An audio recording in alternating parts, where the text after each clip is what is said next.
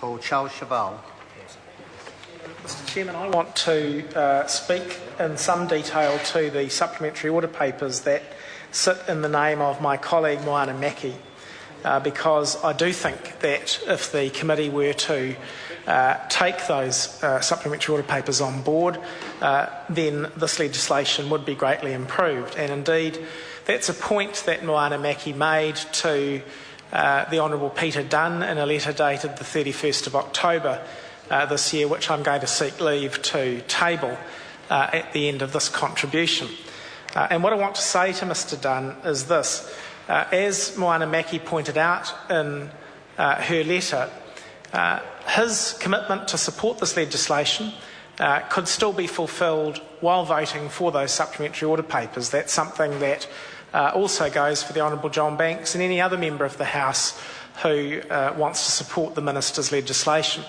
But with some sensible tweaks, it could be made better. I listened with great interest to the contribution of the member who resumed his seat, because I remember when I was chairing the Select Committee that heard submissions on the original emissions trading scheme legislation. The Labour Party didn't have a majority on the committee.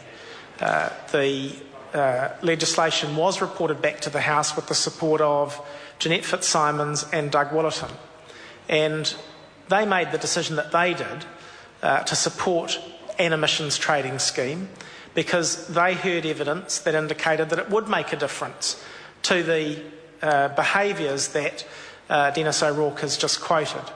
And so it would have. The original scheme would have encouraged greater use of sustainable practices in agriculture. Had the signal been retained, that agriculture would eventually come into the scheme. The original scheme would have incentivised more use of rail, for example, to transport heavy goods rather than having those things on our roads. The original scheme would have incentivised greater renewable electricity investment. And I can say that very clearly. I was on the board of Meridian Energy for a number of years. I remember very well the debates on that board in anticipation of what we all knew would happen, that the government would bring in a price signal around the use of carbon. All the generators at the time knew that that would happen in some form or another, and they began to modify their behaviour accordingly. Genesis, Meridian's biggest competitor at the time, essentially was making plans to exit, if it could, its dirty coal businesses. It was, for the first time, looking at making investments in wind farms. Why did this happen? Because everybody knew that a price signal was in the wind.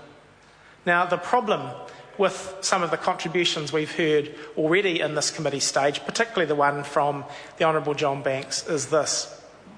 He says, we have to defer this scheme, it's too expensive. It puts too much of an impost on our productive sector. They couldn't cope with it. Well, let's be very clear.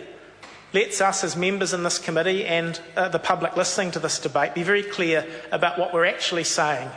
We're saying those who emit, those who pollute, shouldn't have to bear the full costs of that activity. The taxpayer should subsidise them.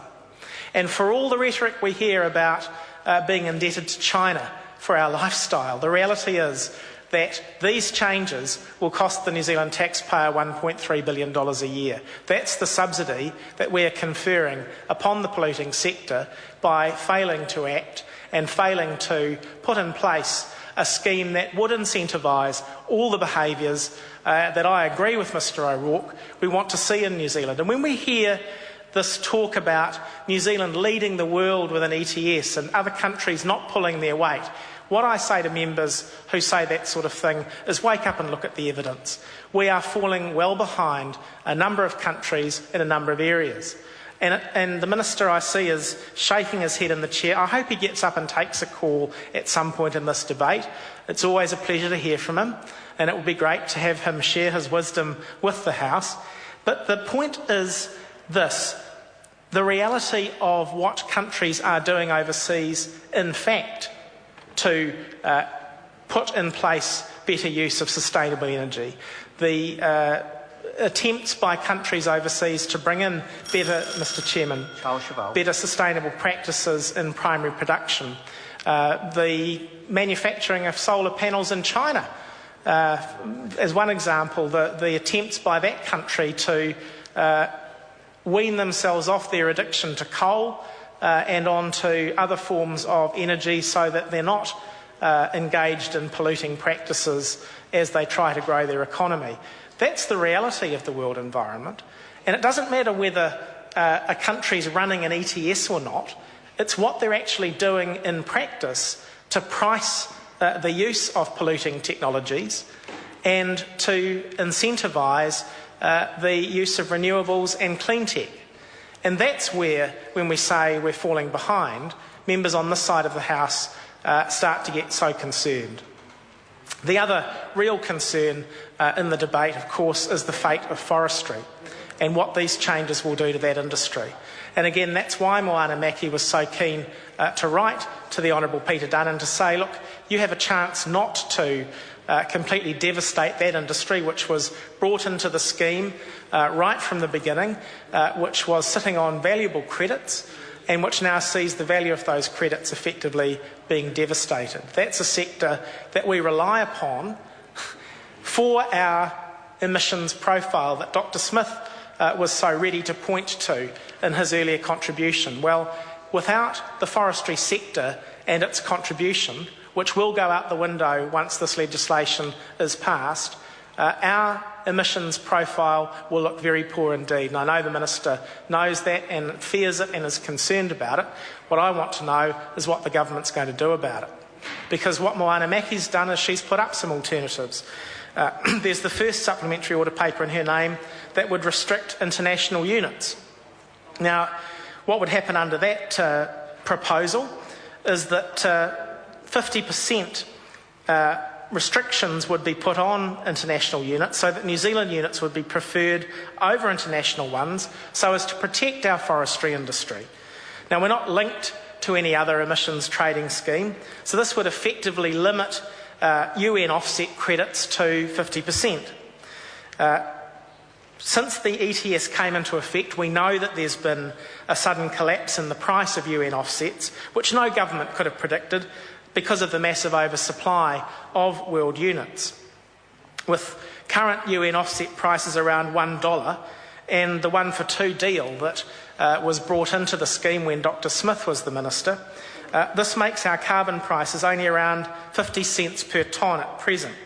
The only scheme in the world at the moment that's comparable is India's, which charges 50 rupees as a tax for every tonne of coal that is burnt. So a restriction on international units coming into New Zealand is crucial to protect our forestry industry and to keep faith with that sector, which has been part of this scheme for good reason from the beginning. And if we don't move, sir, to protect the forestry industry, then this Parliament will be ripping them off. Forestry groups, I know because I've seen the submissions, they came to the Select Committee and they told the committee, as they've told the government, time and time again, that the faulty settings on the ETS were harming forestry. Well, sir, they've been ignored. And if we want to see deforestation on a big scale, let alone a deterioration in our emissions position, we'll just go ahead and pass Part 1 as is without Moana Maki's amendment. But if we do actually care about those issues, sir, then we will try to deal with the issue. Now, without Moana Maki's amendment, sir, there will be significant job losses in the forestry sector. New Zealand's the only country that allows virtually unrestricted access to offset credits. In Australia, only 12.5% is allowed. In Europe, there's about an average of 14%. The 50% restriction that Moana Maki's supplementary order paper would impose is generous by comparison, but at least it's something, and at least it would put in place some sort of protection for that precious forestry industry of ours.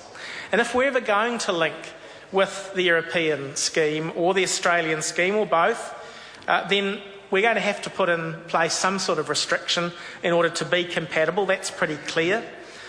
So, sir, we might as well do it now by way of Moana Maki's amendment. It wouldn't significantly raise prices. And at the same time, sir, we've seen that the collapse in the carbon price has had devastating implications for our carbon forestry sector, Mr Chairman. Sorry, the member's had 4 calls. I call Sue Moroney. Mr Chair,